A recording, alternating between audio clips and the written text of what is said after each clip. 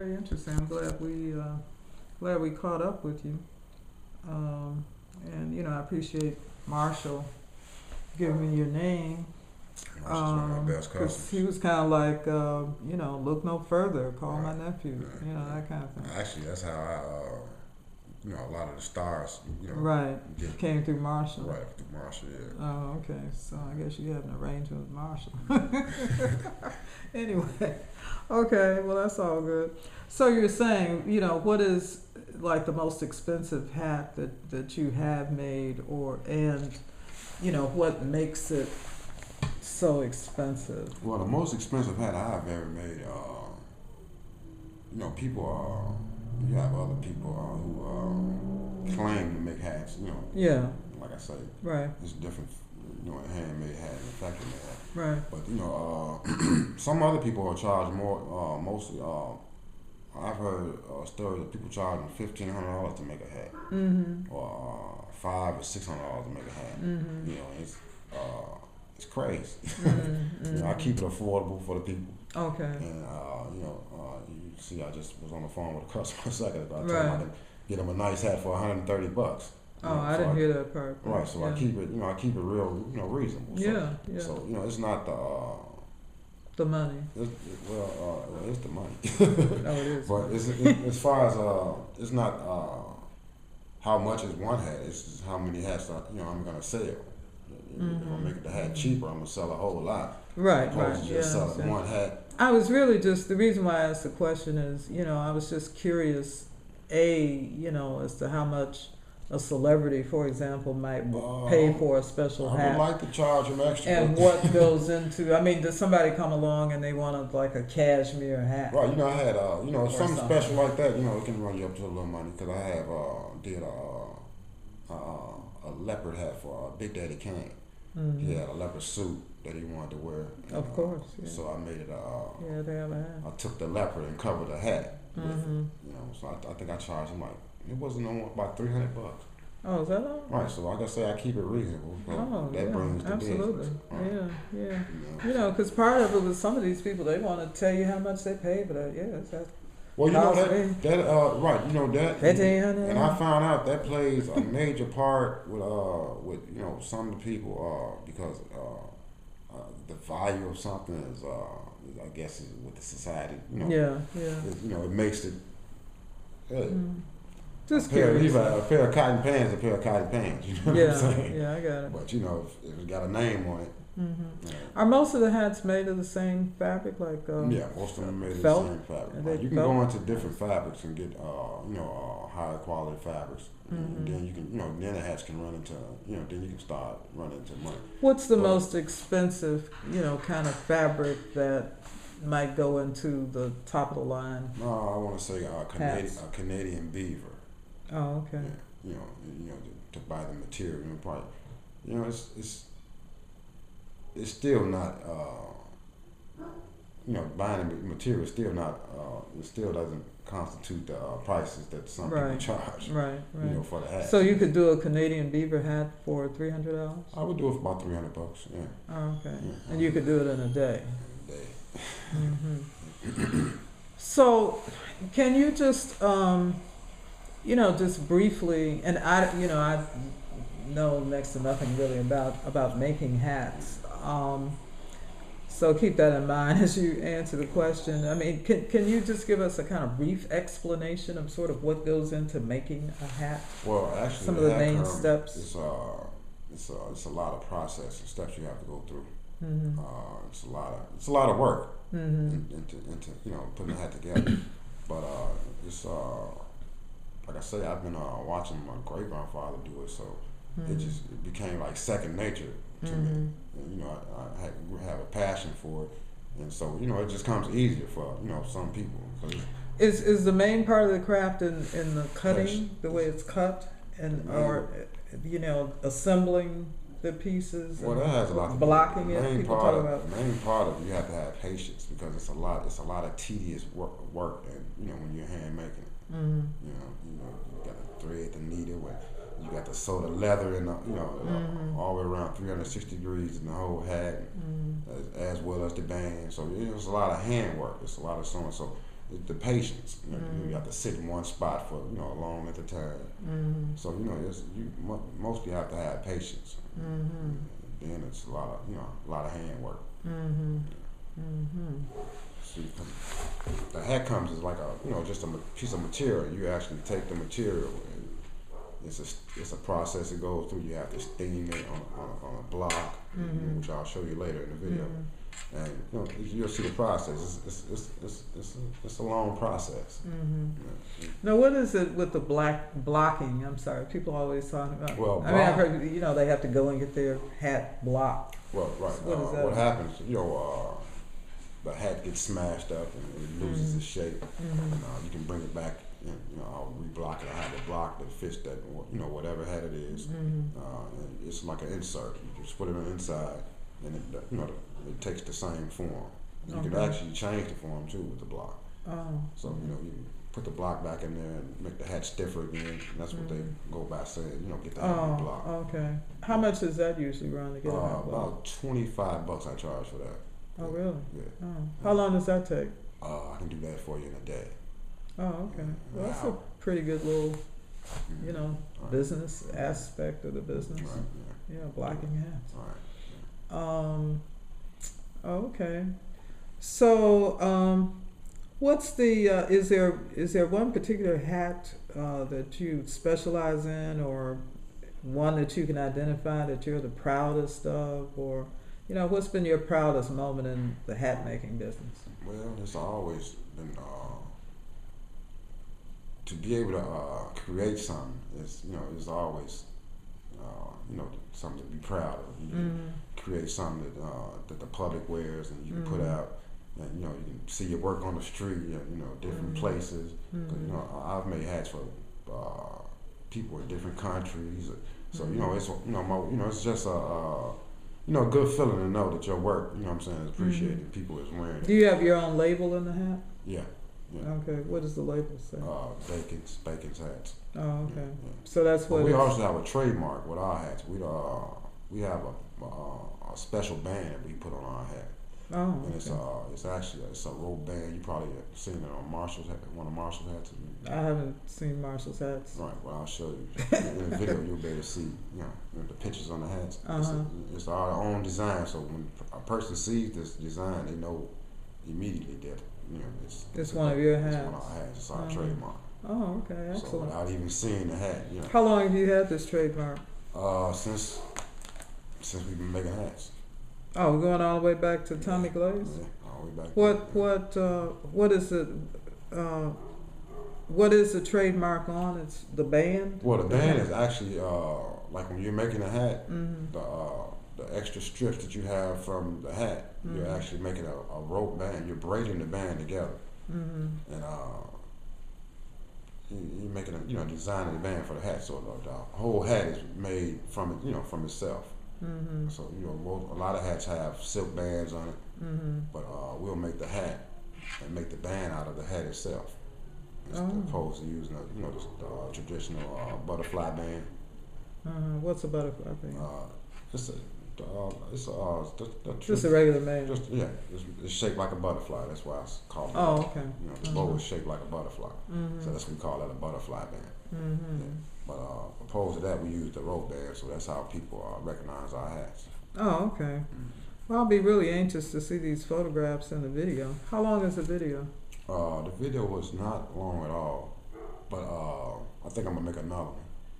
Yeah, please I'll do. make it a little lengthy and explain stuff in a little more detail, and where Okay. people understand. Oh yeah, that'd be great.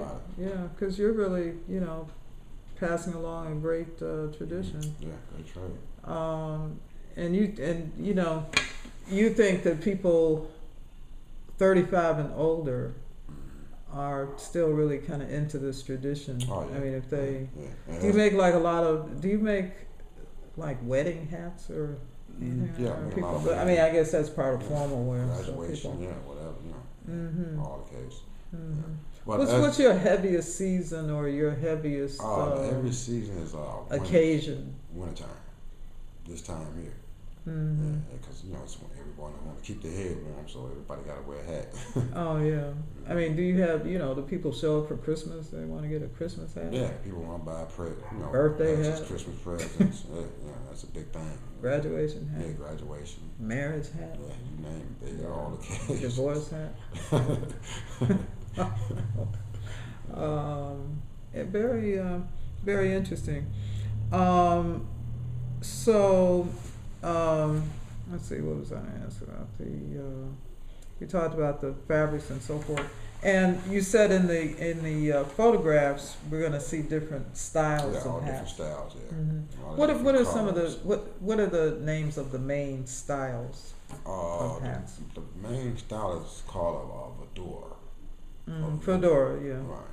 A lot of people get that confused with the material of a hat. It's actually the style of a hat. Right.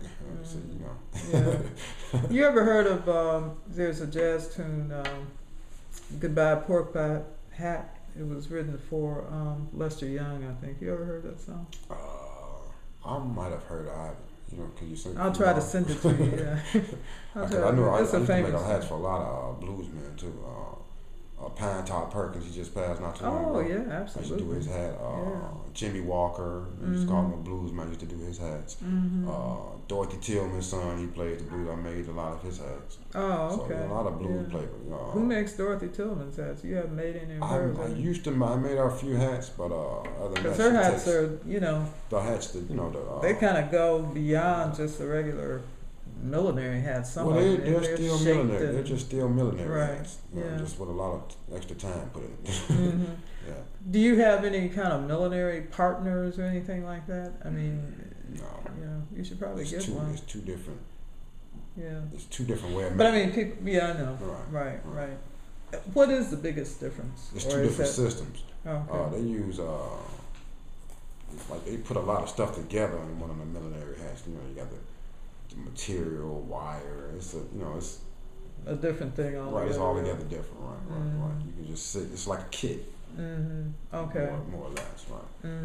But with what I do, it's actually you actually form the hat yourself with your hands. Right. So did all of your learning about this come from your family, or did you ever study any of it outside? Just watching. Just watching. Like I said, it came second nature. Sit back and watch my grandfather make them all day. Oh, that's outstanding. And you've always pretty much operated on your own, or within the family, within the family system, so to speak. Well, yeah, I'm sure that that your uncle Marshall Thompson, he's a good promoter. Yeah, he's a good promoter. Yeah, he wears. Yeah, right. Okay. Is there anything now? We're going to look at a few things, and then you're going to send me the the video and the photographs this week. Right. Is there anything that you want to add as we wrap up the interview that you think? No. Well, like I we was should saying be about aware the younger people, they're not wearing the hats yet, but. When they get 35 years old. Oh, you think when they get 35? Yeah, the older you get, the more they're gonna turn. You're gonna turn into a hat man. Really? It's just the way it is. Yeah. Have you seen that happen? Yeah, I've seen it happen. Yeah, I've seen it happen. Yeah. Time and time again. Really? Yeah. Well, that's very interesting. So it's an aging factor also. Right. What about people like? Get your grown man on. Yeah, because okay. So. Do you ever get into discussions with people about their, what they wear the hats with? I mean, kind of the whole ensemble. People want to look a certain kind of way. Well, a hat, now people are wearing hats, with certain outfits, and they want to match it up. But back in, people just wore a pair of overalls and a pair of gym shoes and a hat. So, it was just a hat. It was just something to keep the sun out your face. Well, back in my father's day, men wore a hat Just whenever they went outside, they went. Right. You know, Well, my father went to the bank. He put on a hat. Yeah, wherever they go outside, they put a hat on. Yeah. So you know, it's changed. You know, different reasons now. What about the colors? You know, do you get into dyes, or how does that work? Yeah, I dye it. I'll dye any color or match any color that you want. I mean, isn't that a kind of special skill? That's another special skill also. But you got it. I got it. I don't know how I acquired it, but I guess it comes with the territory, though. You know? Oh, okay. So you do your own. Yeah, I'll do my own dyeing. Sometimes I might have to Google and see what colors I can mix up to make a certain color. But most of the time, the Google can't tell. So I had to do it, you know, hands on, experiment. Very interesting. So, yeah, that's interesting about the colors. A lot of pastel colors. Have the colors changed? I mean, you know, very much through the years. What have you noticed? People about come that? with some way out color they want. They expect you to. Yeah, they expect me to deliver. Yeah, hit it on the point. Yeah. For the most part, I hit it on point for them. So it's a challenge, but I like a challenge. Well, okay. Well, I thank you, and this has been very interesting. I've certainly learned more about hats. I guess one other thing I would want to ask is about fabrics. You know, do you ever get any requests for for different fabrics, like African kind of fabrics, for example? You know, as far as material. Yeah. Well, it was having to do with material. They can bring the material to you. Well, I can put an order in, you know, and they can just about any material you want to, you know, make the hat out of. You know, they'll do it. You know, 'cause right. You know, as far as putting the material together, you know, they'll make a body out of any material. Okay. So that's what the hat starts from, the body. Right. So they can put any kind of material, dog hair. You know what I'm saying? You know, it don't have to be beaver. It could be dog hair. They can put in there. You know what I'm saying? Whatever kind of material you want, they can put it. As long as it's a material, you know, we can make a hat out of it. Okay. All right then. Well, thank you. I appreciate your time. This has been very educational, really. Yes, it's educational. I was thinking about trying to open up a school to teach. Cause like you was, I was trying to teach it to the younger person. Yeah, too. yeah. Cause it's a trade, and you know, it's dying art, and like you had a pretty hard time finding me, and I'm one of the last original haberdashers that actually does it all by hand. Anywhere else you go, you're gonna have somebody that, you know, the machine gonna be half man-made and half machine-made. But with me, like I say, it's a dying breed, so I do everything with my hands. So that's, you know, it's a big difference. You know, it's a big difference.